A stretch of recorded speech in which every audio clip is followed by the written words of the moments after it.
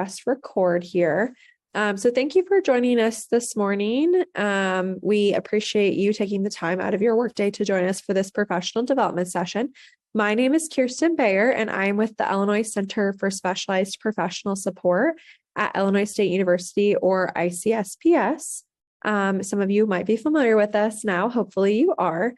Today's session, we're going to focus on elevating company culture. So elevate company culture. And we are joined by Paula Velazquez. I'm not sure if I'm pronouncing your last name right. I apologize for that, but she'll introduce herself in a second.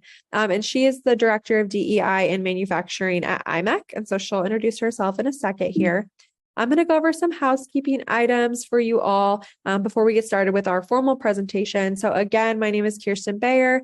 Feel free to reach out to me via the chat or the Q&A function during today's session. Let me make sure everybody could chat here, because I know sometimes I forget to turn that on. So that is on for everybody now. And so everybody can use the chat or the Q&A, and feel free to reach out to me if you have any technical difficulties or need any more information regarding today's session. Today's session is going to be recorded, and it will be up on our Illinois Workforce Academy website as well as Illinois WorkNet. We share all of our professional development resources with them as well.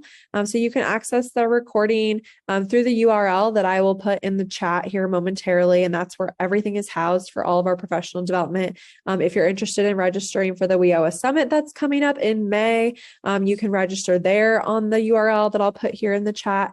And again, that's the Illinois Workforce Academy website. I'm going to put it in the chat here in just a second. You can also access the presentation slides from today up on that website as well. So you can download them in PDF format if you would like to follow along with Paula's presentation today. And then you also will be receiving a follow-up email tomorrow that will have that URL in it, as well as a survey link for a follow-up survey. We would appreciate you taking that follow-up survey.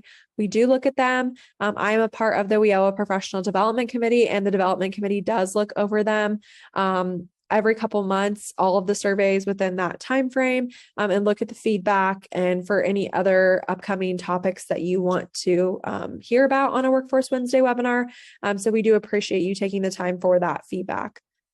I'm going to go ahead and put up our beginning polls. We do these every Wednesday, so if you've joined us before, you're familiar with them. But the first one is just, where's your local area? So where in the state are you joining us from today? I'm joining you from Central Illinois. It is freezing here. It's like 10 degrees. So hopefully, maybe it's a little bit warmer if you're joining us from down south. And then the second one is, which partner do you best represent? And you can answer both of them. They're both up now. So we'll give everyone about a couple minutes, maybe a minute and a half to answer those. And then another housekeeping item that I just want to make sure I'm explicit about is that we are on the Zoom webinar platform. So we are not on Zoom meeting. So you are all muted. I saw Melissa wrote in the chat, are we all muted? You are all muted. You cannot unmute yourself at all. So this is Zoom webinar. It's a little bit more presenter facing format of Zoom. So unlike Zoom meeting, you cannot unmute yourself or turn your camera on. We will have time for a Q&A at the end of the session. So if you want to ask a live question, you can feel free to raise your hand during that Q&A portion, and I can unmute you. And so it'll prompt you to unmute yourself. So that's kind of a nice feature that we have today. And then if you have a question or comment or concern throughout the presentation, feel free to use the chat or the Q&A function, and we will make sure that we get that information to you and answer that question when we have that Q&A time. And somebody just asked, can you post the link to the webinar slides here, please? I absolutely will in just 1 minute. Once Paula gets started, I'll go ahead and post those links in the chat. So I'm going to end the poll and share the results with all of you. So it looks like most of you are joining us from up north, but some of you are from Central Illinois and down south as well. So welcome. Thank you to all of you for joining us this morning. And then a lot of you are joining us from Title 1 and 2 and 3. We even have a Title 4 person today. So welcome, Title 4 and other WIOA partners and stakeholders as well. So thank you for joining us this morning. We do appreciate it. And I'm going to hand it off to Paula today. I'm going to stop sharing so she can start, and we'll get started.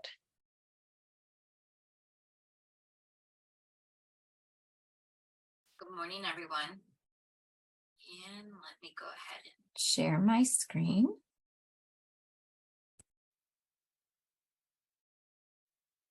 And just, Kirsten, just making sure that you do see it.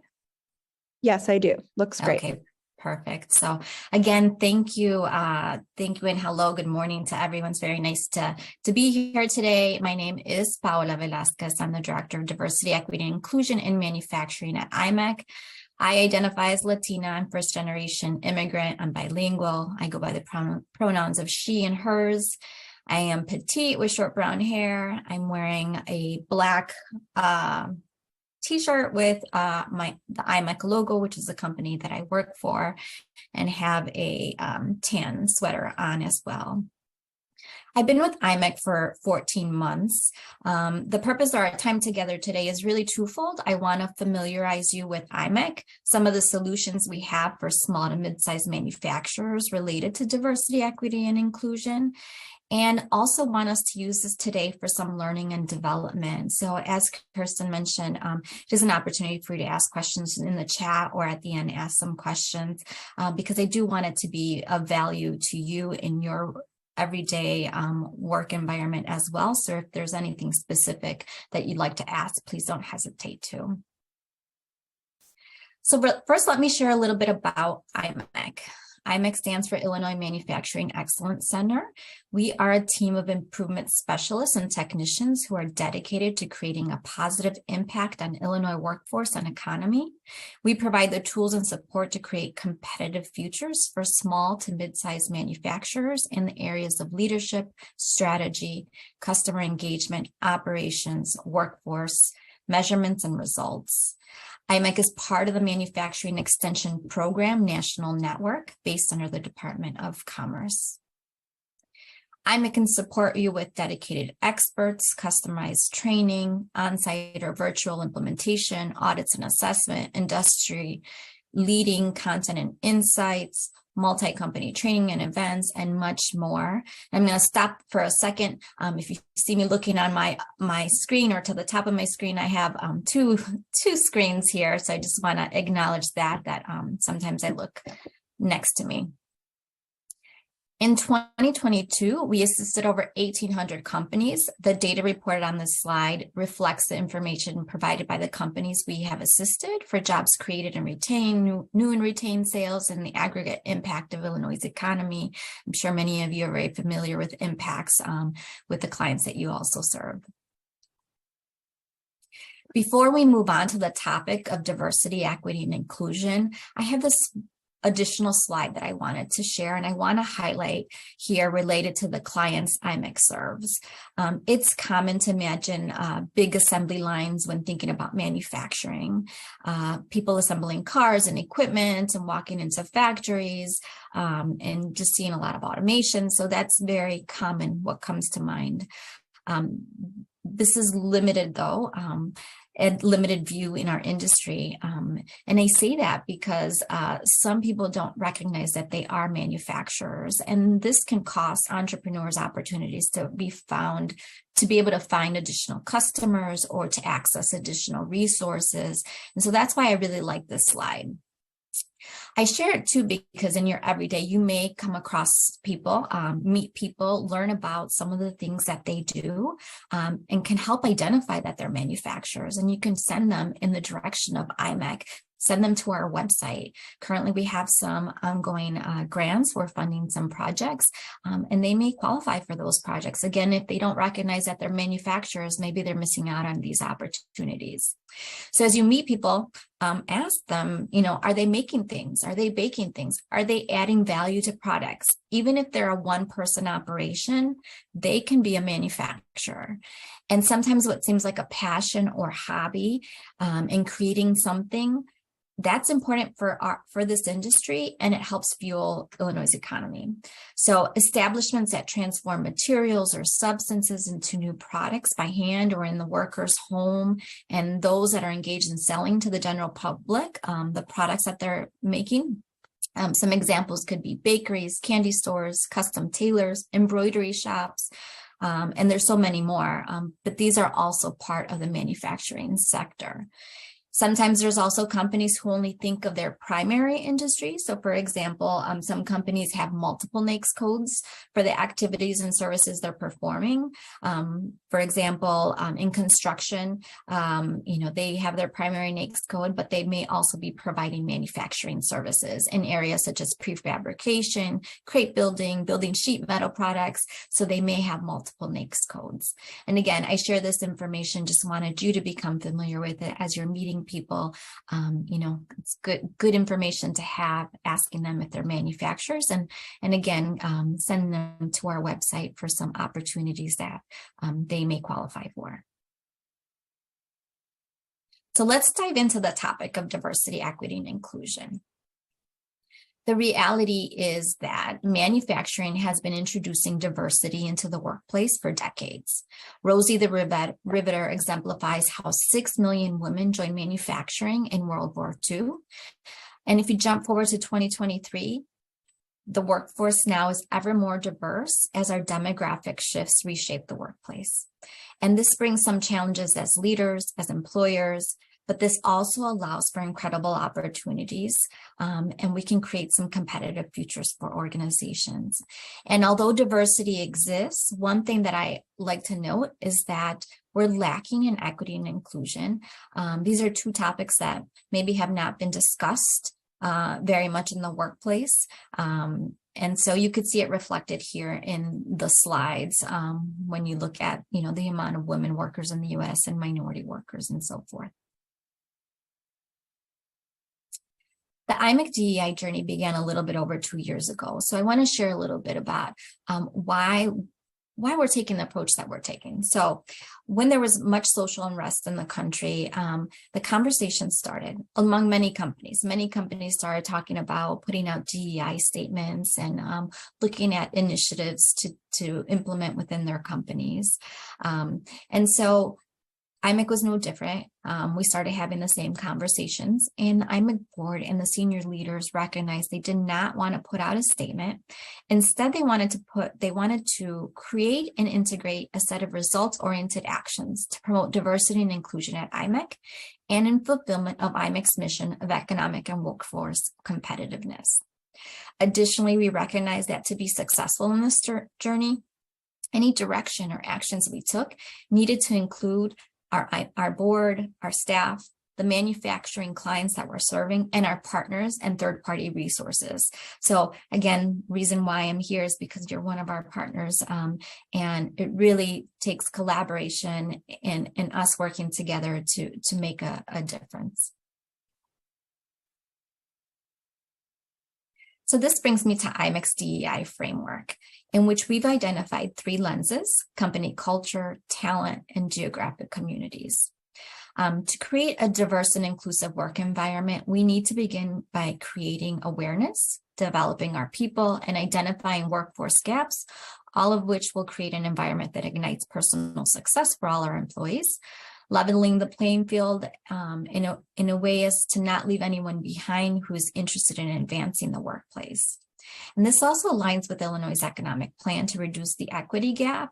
We're looking at all dimensions of diversity with attention to different geographic communities we serve. We recognize that this cannot be a one approach that fits everyone. It does have to be customized in order to advance DEI in one community.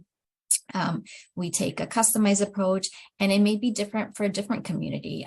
As the poll showed at the beginning of this session, we're all representing different areas of Illinois. And so there's diversity exists differently in different parts of the state. And so we want to take a different approach when we're working with the small to mid-sized manufacturers.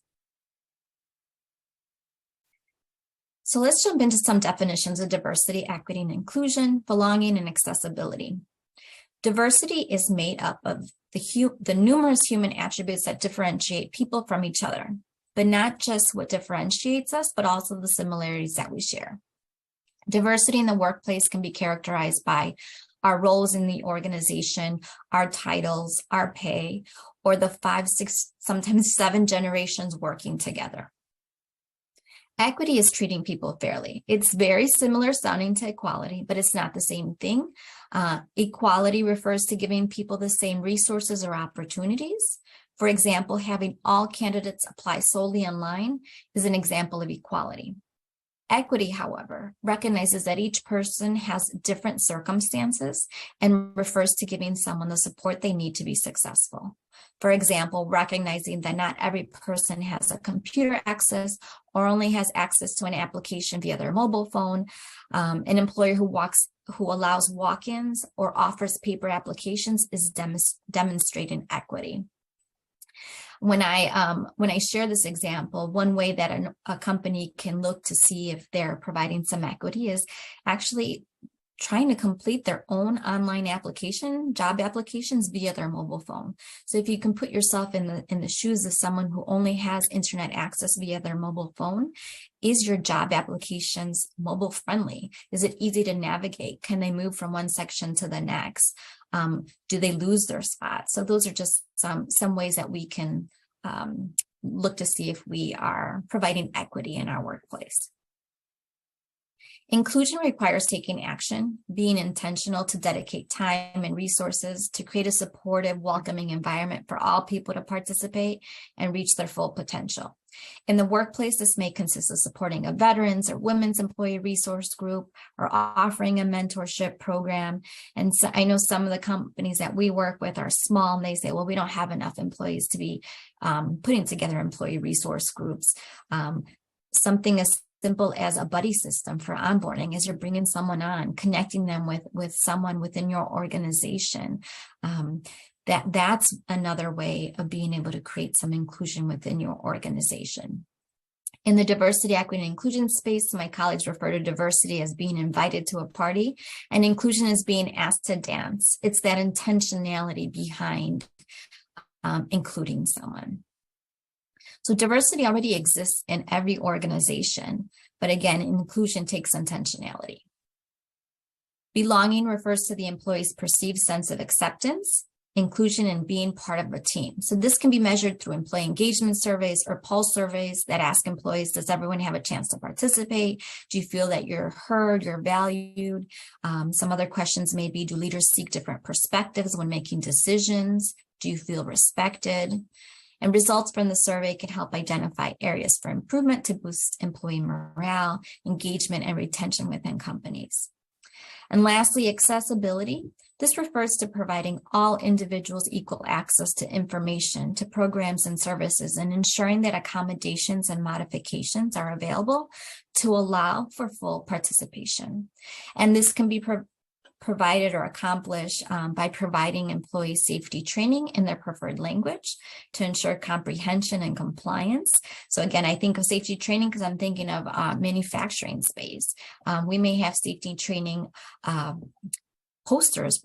We may have training that's accessible to all our employees, but if it's in a language that they don't fully comprehend, then there may be a lack of compliance, and it may not be due to their unwillingness. It may be due to the fact that we have not allowed them for full participation. Some other things is thinking through about having a well-designed company website that considers people with disabilities, auditory, cognitive, physical, or visual are a few, and allowing them to access companies' products or services. This also opens up the opportunity for companies to reach a larger customer base. So let's take a deeper dive into diversity. Our diversity can begin with inheriting characteristics and evolves by the influence in our lives. So this diversity wheel displays the various dimensions of diversity, and it's an activity that I do with clients. We're not going to do this activity today. I just want to use it to highlight dimensions of diversity and how diversity is shaped or has influenced us in many ways. So when you look at this diversity wheel, you can see that internal circle. These are aspects you have little or no control over. It includes your age, race, ethnicity, gender, sexual orientation, and physical and mental abilities. The next outer circle, labeled external, are the dimensions such as geographic location. Were you raised on in the Midwest, on the West Coast versus the East Coast, or maybe it was in a different country? It also includes your experiences, your family, your parental status. Are you single? Are you a single parent? Are you married with children, or maybe married without children? Includes your religious beliefs, as well as your citizenship status. Are you a citizen of the United States? Do you have dual citizenship in another country? Are you a permanent resident, a worker with a temporary visa, or an undocumented immigrant? This also includes your socioeconomic status and education. Do you have a bachelor's degree, a master's, a PhD? Maybe you have no diploma, or maybe you went back and received your GED. In the next outer circle, it encompasses organizational influences, your job function, your title, your management style, communication style, work locations, and seniority. And then the last level is titled era, which makes up our generational differences influenced by historical, cultural, and world events. When you think of this last outer circle, today we have up to 5, sometimes 6 or 7 generations working together. And you can imagine the diversity each individual brings to the organization. And then I just want to, again, reiterate that the slides are going to be available to everyone, so you will have access to this diversity wheel if you want to use it within your own team. Yes, I put the slides in the chat already as PDF format and a URL linked as well. Oh, wonderful. Thank you. So in 2020, IMEC conducted a survey among manufacturing companies and identified some of these as struggles among manufacturers. So one says lack of access to diverse talent pool, finding a fit in their organization for diverse workforce, lack of industry experience and diverse workforce applicants, lack of necessary education and diverse workforce and applicants. Yet many recognize that a diverse workforce was a competitive advantage. Well, what did we just see in the previous slide? We just acknowledged that diversity exists. There's many dimensions to diversity. And this is really where we need to begin with our companies and those that we're serving and within our own company by defining diversity and all the dimensions behind it. Too often I hear from manufacturers exactly what the survey shows. We don't have diversity, or we live in a rural area and we don't have access to diverse talent pool. But when we stop and we acknowledge and understand what diversity means, we can approach it differently and begin to have the conversation on inclusion. We have to recognize within our own company what diversity is before we start thinking of how do we start looking at other talent to bring in to the company. We are inundated with a lot of news and social media with a focus solely on gender. These are important aspects of diversity, yet we need to acknowledge the various dimensions of diversity, or what some call intersectionality. I introduced myself today by self-identifying as a Latina, an immigrant, petite in stature, and bilingual. All this is what makes me. So to ignore it or to not acknowledge it is really to not see me as my full self. And I specify that I self-identify. These are things that I have shared with you. So if we go back to the previous slide, looking at the diversity, what's your story? If you take a few minutes to kind of look at this, and this is where you can take this back to your employees and share this diversity wheel. If you were to identify 5 things to share your story, how you self-identify and share it with colleagues, you could have a huge conversation around it. And you can learn about similarities, and you could also learn about differences, and can open up the opportunity to have communication and learn about different cultures, different experiences, different generations.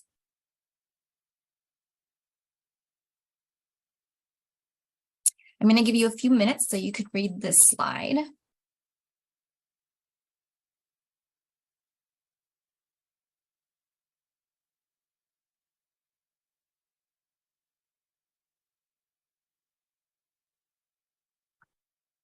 All right, so I hope you had an opportunity to read the full slide. When it comes to culture of an organization, we have a choice. We can approach culture by design or by default. Regardless of the approach, you will still have a culture in the end. Having a culture is not a choice, but how you approach culture is a choice. And some organizations just let culture happen.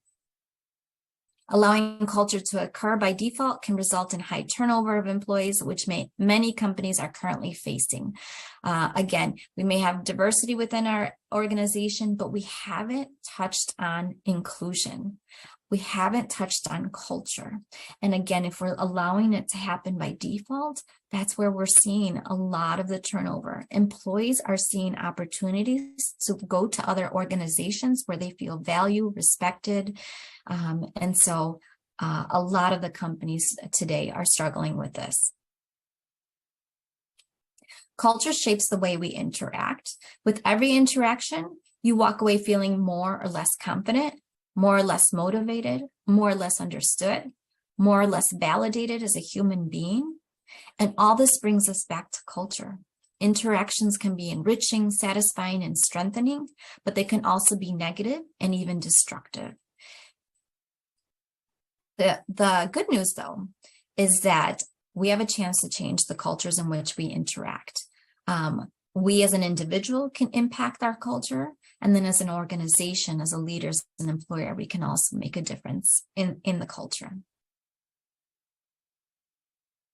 I'm going to stop here and I'm going to share a brief video.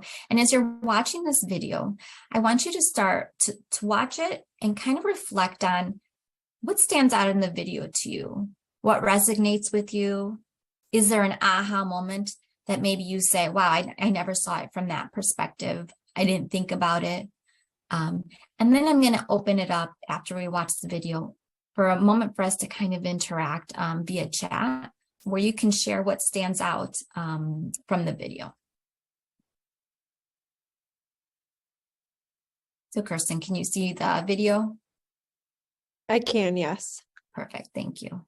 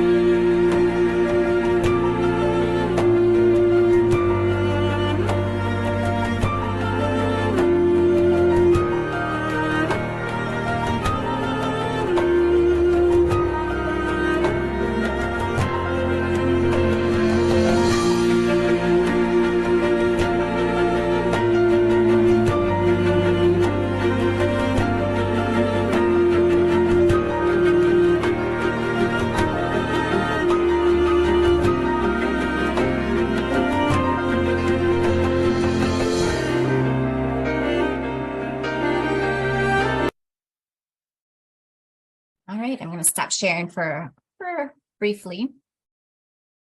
And that's where I really wanted to open up to the chat and ask again, what stood out in the chat, not in the chat, in the video, what stood out in the video? Was there an aha moment? Did something resonate with you? Every time I watch it, there's something new for me. And so I'll give you a few seconds to share. And of course, don't feel obligated. This is just if you want to. Thank you. Differences embraced as strengths. Love it. Entire video relevant to my 30 years working for the state. I love that perspective. A lot of dimensions of diversity change through the different stages of our life. We may be in one category at one time in our lives, and it may change. So I love that perspective. Yeah, the weight of everything that most of us carry. Love that. Not everyone is always heard or recognized on a team. Yeah, you can't tell a person's situation by their outward appearance. We don't know all that they're experiencing and going through. Yep. Team performance increases 50% when people feel included. There's a lot of research and statistics studies around that. Yeah. Yeah, I love the emotional. So I should have turned my video off as I was watching it. I was also getting a little emotional every time I watch it. The video is available online. So you'll see the YouTube link there. Also, you'll get the slides, so you'll be able to. Oh, perfect. Thank you for including that. So yeah, something great to share. There's so much more, so many dimensions of diversity that sometimes we don't take into consideration. And so watching the video, using the diversity wheel is a good conversation starter if it's something you want to use with your teams within your organization. So thank you for allowing me to share that. I'm going to go back and share my screen again so we can continue. And thank you for your participation. All right.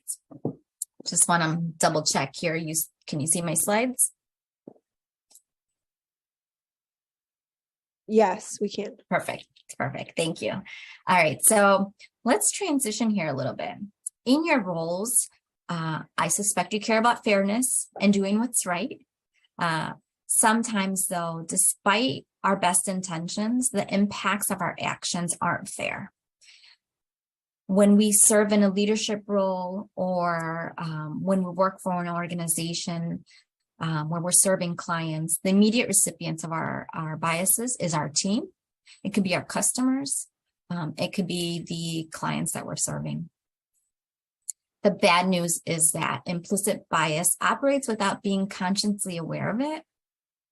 But the good news is that you can take conscientious steps to reduce implicit bias and minimize its effects. It really is nothing to be ashamed of. We take in over 11 million pieces of information each second, but we can only process about 40 pieces of it.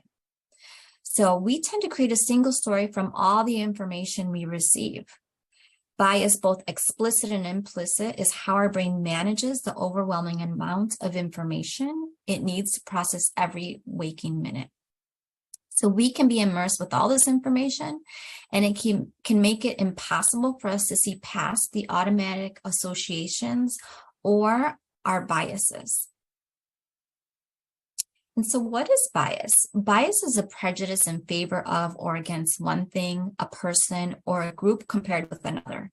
Explicit bias refers to the attitudes and beliefs we have about a person or a group on a conscious level.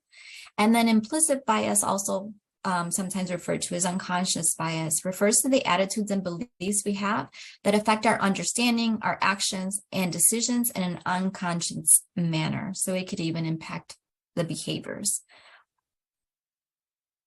Our bias is influenced by many factors.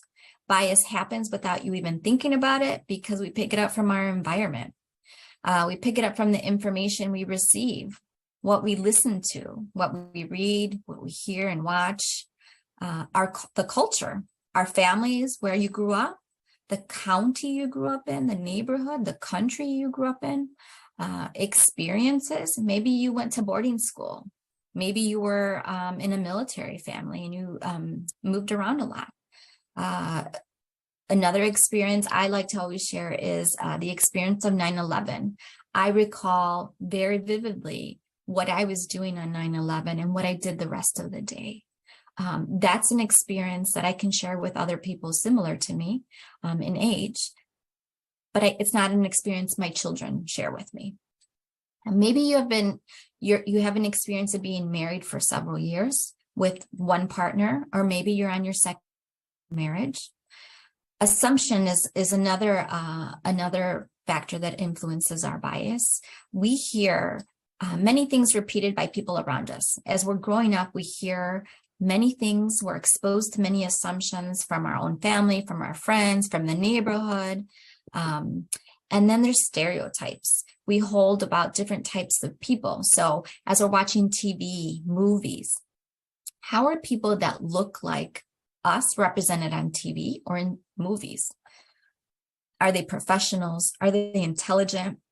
Are they depicted as uneducated or as bad? Social media is another one that influences the stereotypes we hold. And then automatic associations. Carl Jung theorized that people connect ideas, feelings, experiences, and information by the way of association. That ideas and experiences are linked or grouped in the unconscious in a way or a manner to exert influence over the individual's behaviors. And we're not going to do this activity right now, but an activity that I like to do sometimes is in the chat feature, you can ask someone to type in a word. So if I were to say a word and I would ask you, what is the first thing that comes to mind when I say that word? Type it in the chat and then hit enter. And then you could see the cascade of the different thoughts people have. So again, we're not going to do that activity today, but some of the things that I like to ask people is, what do you associate with peanut butter? What's the first thing that comes to mind? Some people say toast, other people say jelly. If you didn't grow up in the United States, peanut butter may not be a big deal and you may not associate anything with it. Another thing that I say is, what do you associate when I say 90210? I'm obviously dating myself, but when I think of 90210, I think of Beverly Hills. I think of the TV show. So again, can everyone relate to that? Those are automatic associations that we make. And then I happen to be born in Colombia, and I like to have the conversation around what's the automatic association when you think of Colombia? Some people automatically think of coffee, others think of drugs. And I say that in a way that's just the reality because of what we see on social media. It's an automatic association that we make. Now, I'm from that country. I visit the country all the time. My parents live there. I feel safe there. I have different associations when I think of Colombia. I think about the food, the culture, music, and so many other things. So again, automatic associations is one way that influences our biases. But bias can affect behaviors in ways that we don't intend it. So as I mentioned, we want to be fair. We want to do the right thing. And sometimes we may not be recognizing the influence bias has on us. So in the 1960s, 6th and 8th grade boys and girls were asked to draw scientists. 99.4% of the drawings depicted a male scientist. So this was in the 1960s. The study was conducted 20 years later. So in the 1980s, 6th and 8th grade boys again were asked to draw a scientist. This time, 75% of the drawings depicted a male scientist. And then the study was conducted in 2016. And this time, 54% drew a man. What does this show us? Women in science and engineering occupations has increased. We now have social media. We have TV shows, movies that are showing women in STEM. There's cartoons out there for our children depicting women as scientists. And so now our children are being exposed to more women in this field. When they go on field trips, they may be meeting more scientists that are females. So now you see the difference of in the 1960s of having, how many did I say? 99.4% of the drawings of male scientists to 2016 where 54% drew male scientists. In the symphony orchestra, in an attempt to overcome gender bias, a vast majority of symphony orchestras revised their hiring practices in the 1950s. Several changes were made, and one of them was blind auditions, in which they added a curtain so they could not see the candidates that were auditioning. The percent of female musicians in the 5 highest ranking orchestras in the nation increased by 6%, or I should say from 6% in the 1970s to 21% in 1993. And then later, the symphony orchestra decided to add carpet down. So as people were walking behind the curtain, you couldn't hear the heels of the women coming across to help, again, overcome the gender bias that could be occurring. 50% of hired job applicants who have traditionally white sounding names get callbacks more than traditionally black sounding names. And this percentage increases if the name is harder to pronounce. So if you're in a position where you're hiring someone, again, it's not like you're doing it intentionally, but there could be that bias. If the name is harder to pronounce, I mean, that's one of the reasons why I asked Kirsten to put, how do you pronounce my name? A lot of people see my name and they can't pronounce it. And they try, and they don't have ill intent, but it's not a name that is common in the United States and is harder to pronounce. So that's why I like to put in that little pronunciation helper. So who's harmed by these scenarios?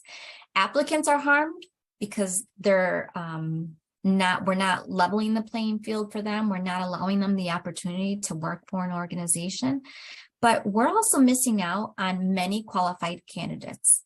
And then our employees are also being harmed because they're missing out on the opportunity to work with a lot of qualified candidates as well.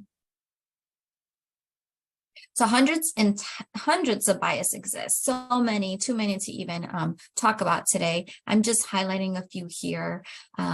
Functional bias is a bias where we build stereotypes based on professions. Again, if I were to ask you to think of an HR role, how do you associate that role? Unfortunately, I've come across a lot of HR leaders where they've shared that employees don't even know their name. They're referred to by their title. There comes HR. Let's ask HR, and their name is not even recognized. If you think of other types of professions, there's stereotypes around salespeople, around lawyers, around teachers. Another bias is the attribution bias. We have a tendency to explain a person's behavior by referring to their character rather than the situational factor. We may be associating someone who's outspoken, who's a female, is emotional, whereas if it was a male that's outspoken, we would be calling him brave or courageous for speaking out. So that's attribution bias. Then we have negativity bias. We pay more attention to negative data versus positive data. And I'm sure many of you can relate, maybe not in your current role, but in previous roles, we focus on one angry customer comment versus all the 100 good comments that we can receive in a day. And that's negativity bias. And then there's confirmation bias. And confirmation bias is when we pay special attention to data that proves our strategy or conclusion. An example of this would be, as I'm looking through a resume, I may see that someone went to the same school that I went to. I know that people that go to that school have to be very dedicated. They have to work really hard at getting good grades. So there might be a bias that plays into that. And when I choose, let's say my team, we do peer interviews, my team chooses someone else over the one person I thought of was a good fit because of the fact that we shared that similarity in the school that we went to. Let's say that person that we end up hired doesn't work out. My confirmation bias will kick in, and automatically I might be telling myself, we should have picked the other person because the other person graduated from the other school that I went to. And that's what confirmation bias is. When we start pay attention to specific factors that we think contribute to a decision that we made or a conclusion. Affinity bias is when we associate with others who have many similarities like us. We tend to hang out with a lot of people that are similar to us. If I were to ask you to identify 5 of your closest trusted workers, not family, but workers, do they look like you? Do they share the same age as you? Do they share the same education, religion, hobbies? That's affinity bias. We tend to associate with people that are very similar to us. And then the last one I have on here is authority bias. This is a natural tendency to be more influenced by the opinion of an authority figure. And so this comes into play when we have a diverse community within our company. And when I say diverse, I'm referring to multicultural, where we have people from different countries. Authority is looked at in different aspects in different countries. And so sometimes authority bias kicks in where we tend to always agree with authority, even though we don't agree. Even though we have our own opinion, authority has the final say. And so that's when our authority bias kicks in. Again, many biases exist. These are just a few that I wanted to highlight here for today. So what are some strategies for mitigation? Many exist. Just to name a few is creating self-awareness. Start to get to know yourself, your culture, your values, your beliefs. Define your diversity. Be aware of your biases, the stereotypes and assumptions. Begin to understand why similarities and differences matter to you. Create intergroup contact. This is where you expose yourself to differences. Many years ago, I used to teach Spanish 101 and 102 at the university, and I used to ask the students, so this was in the state of Ohio, and I used to ask the students, go to a restaurant that is from a different culture. Go watch a movie from a different culture. Expose yourself to those differences. Listen to music of a different culture. Get comfortable with your own discomfort. Ask yourself as you're watching those things or exposing yourself to those things, what's different compared to your own culture? What are things that you like about it? So that's one way to have intergroup contact. Practice mindfulness. That's the next one. Become a better listener.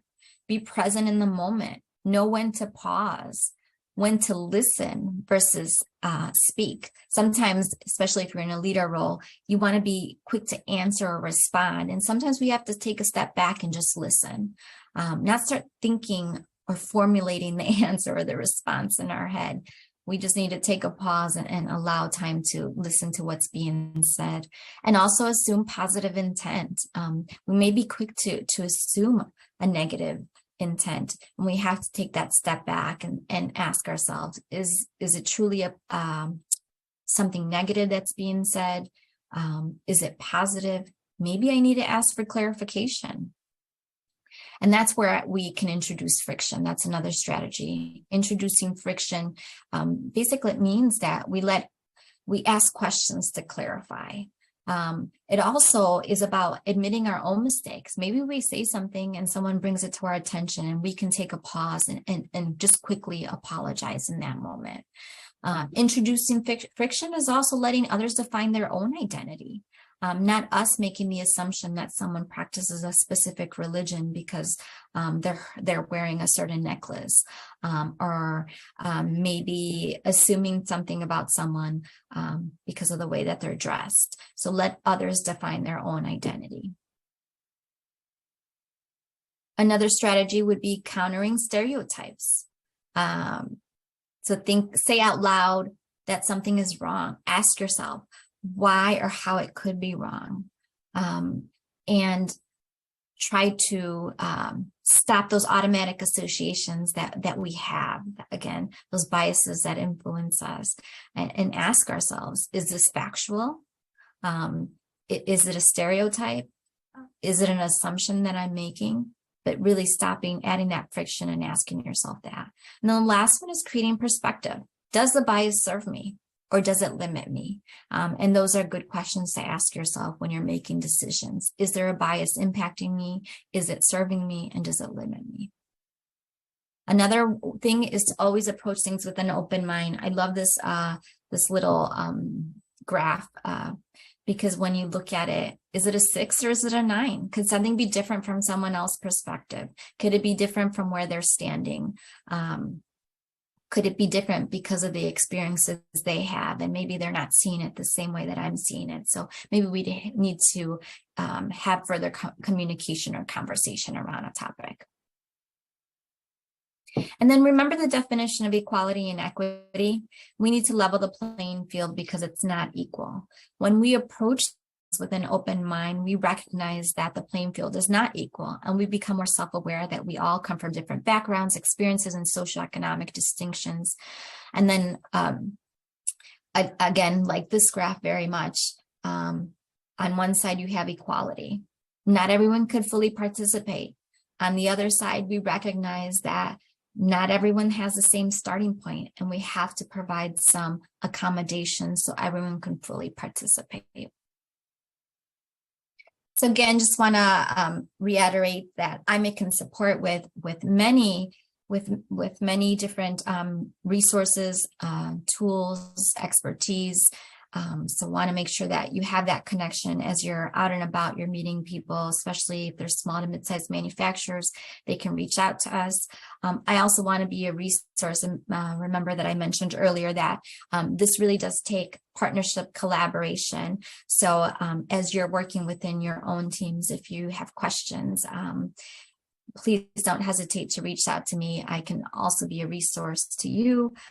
If I don't have the answers, I can find resources for you.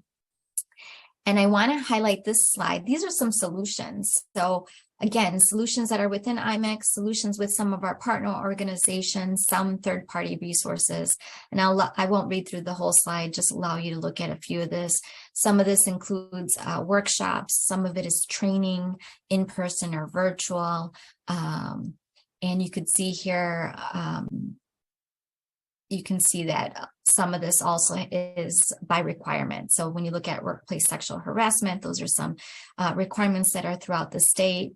But again, we can't do this without the partners that we have in place, without our third-party resources. And that's why it's so important to have this collaboration. So I'm sure there's many resources that you have available that, you know, I'd love to learn about as well. As I'm out about and working with clients, I'd love to be able to share any resources you have. So really great opportunity for us to connect via LinkedIn, via email, and you'll have my contact information. So I want to end with this slide. I created this diversity, equity, and inclusion journey map. And even though we created it specifically for small to mid-sized manufacturers, because that's the clients that we serve, it really can be translated in any organization and company. I personally don't like checklists, even though it looks like it's a checklist, and it can be used that way. But it's an introduction to some solutions that exist, and ways that we can introduce diversity, equity, and inclusion conversations into our workplace. Heading your awareness is really the first step, and that's what we did here today, talking about diversity, feeling comfortable with the different dimensions of diversity, and acknowledging that diversity is within each of us and we're all individual. But how do we take it to the next level? How do we bring it to our companies and our organizations, or with the clients that we're serving? So you can kind of read this yourself. I won't walk through it, and you'll have the slides. But after heightening your awareness, we want to go to the next step, which is creating an inclusive environment. How do we take it to that level where our employees are feeling engaged, valued, and heard, where we are reducing turnover, and we are bringing in more employees that want to stay within the organization because they value they value our values. They value what we stand for, the culture that we've been creating.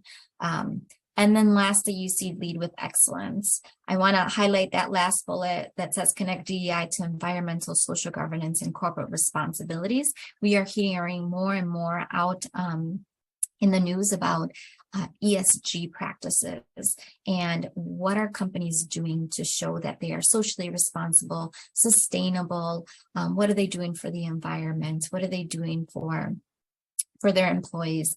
And so we really want to help employers connect the dots and be able to share their story, whether that's via their social media page, their websites, or maybe it's internally with their own employees. That's one of the things that we want to do with companies that we're serving. So I am going to stop here. Let me stop sharing here. Again, want to thank you for your time, and I'm going to open it up. And Kristen, you can certainly help me with this to see if there's any questions. Like I said, I wanted to make sure that this is relatable to you, giving you some tools that you can take back and use within your own organizations. But if there's any questions that you have specific to your company, please, this is the opportunity to ask. And if we don't have the answer today, we can certainly follow up and find the resources for you to help. Yes, thank you so much, Paula. And I want to invite everybody that if they would like to raise their hand, we can unmute you if you would like to talk live to ask any question or comment as well.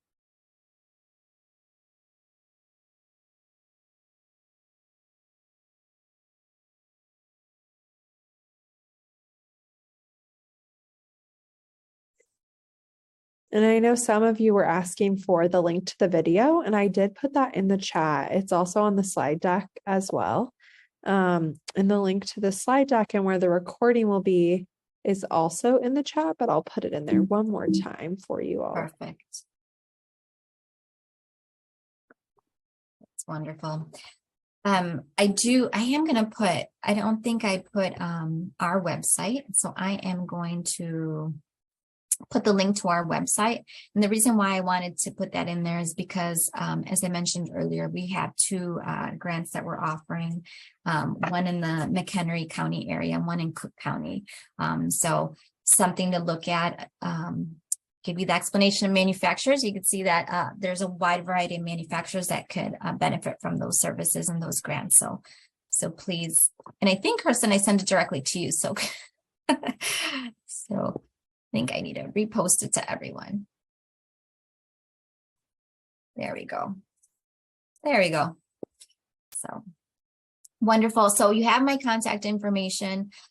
Please, again, don't hesitate to reach out if have a question, want to ask something offline, or if you're looking for some resources, can certainly try to assist you in that aspect.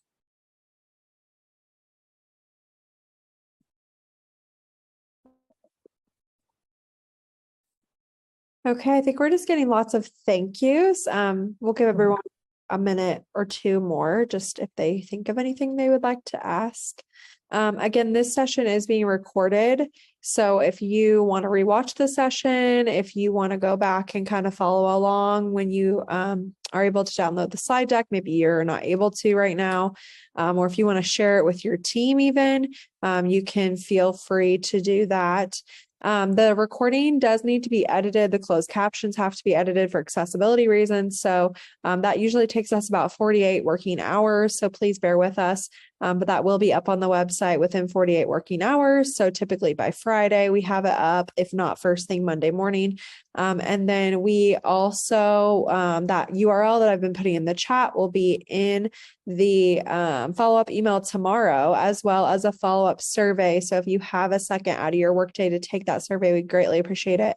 I'm going to put that survey in the chat right now as well, because I know for me, whenever I watch a PD session or I watch something and somebody's like, please take this survey, I'm not going to do it unless I do it right away. So I always like to put it in the chat, just if it's, while it's fresh in your mind, if you want to take it. And we do have one person who is raising their hand, Mindy Dillon. I'm going to allow you to talk now, Mindy. So if you want to go ahead and ask your question, feel free. Thank you so much for this presentation, Paula. I have one question about when you said, okay, defining what a manufacturer is. You said even if it's just one person, that could still be a manufacturing enterprise. Could you expound a little bit more on that? Yeah, sure. So, an example, so a small example, I live in a small town, on the border of Illinois and Wisconsin. And in our small town, there is a lady that, works with honey. So she has her own small honey farm, and she takes the honey and then she produces it. Produces is not the right word. Well, she manufactures it, and then she sells it for product, and she does it in different forms. She creates candles. She sells it for honey for tea, and a variety of methods. And so she's a one sole person. She started in her home. And now has a little shop. So even if she didn't have the shop, she is taking a product and she's altering it to produce another product and then sell it. So that is manufacturing. And so I like that example because sometimes we don't think of that as manufacturing. Another example would be there's an embroidery print shop where they don't make the clothes on site. They purchase the clothes, but then they're taking it and they're embroidering logos and designs onto the product. So they're altering it and producing a different product to then sell it. And so that would be manufacturing as well.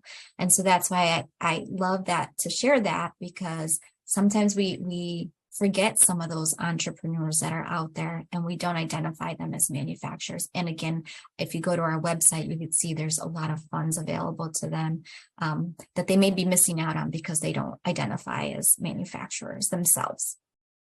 Thank you so much.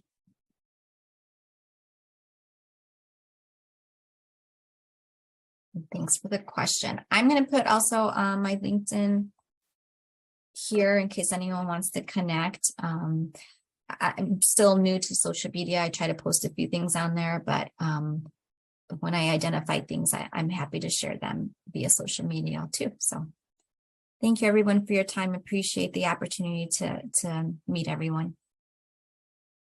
Yes, thank you so much, Paula. We did have one person who said they would be interested in learning more about the increase in performance when people feel belonging and inclusion. So I don't know if you have anything more to elaborate on that, but we can also write that down for potentially maybe a future workforce session as well. Sure. I think you add the slides right to the website. So if you want, I can see if I have a resource where I can send you some statistics and data that you can also add there. Yeah, that would be great. I can definitely add that along with the presentation I'm recording. Okay, great. I can do that. I'll look for that. Thank you so much. Okay, well, thank you so much, everyone, for participating. We really appreciate it. I think this session was really, Paula, you were such a dynamic speaker.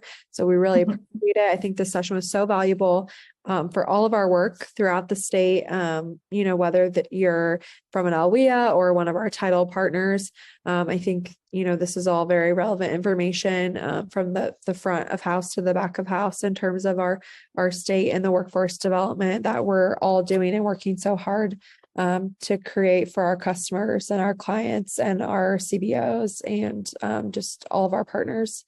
So thank you so much, everyone. I'm going to go ahead and close us out. I don't see any other questions. Feel free to connect with Paula, and we appreciate you presenting today. And we look forward to seeing everyone next Wednesday. And throughout the spring, we have a whole variety of professional development coming up. You can definitely check that out through the link that I put in the chat, and it will be in the follow-up email as well. Next Wednesday, February 8th, we are starting off. I'm going to put a quick plug in here. We are starting off our re-entry workshop series. There's going to be more marketing coming out about that this week, and the first session is the orientation session. So if you think you might be interested in joining the workshop series about re-entry, come come join us for Workforce Wednesday webinar next week. It will be just the orientation explaining how the workshop series is going to work, what attendance is going to look like. It's going to be kind of, some sessions are going to be virtual, some sessions are going to be in person. So feel free to come join us. It's going to be with Jeffrey Abramowitz. And so you can read more about him. I'll put a link in the chat if you're interested in registering for that. And that is going to be our session next Wednesday. We're going to be joined by him and kind of doing the orientation of what that workshop series is going to look like. It's called Untapped Talent. So feel free to register for that and join us. And we're looking forward to it. And then again, this recording will be up within about 48 working hours. So feel free to revisit it. Thank you so much, everyone. Have a great rest of your Wednesday. Bye, everyone.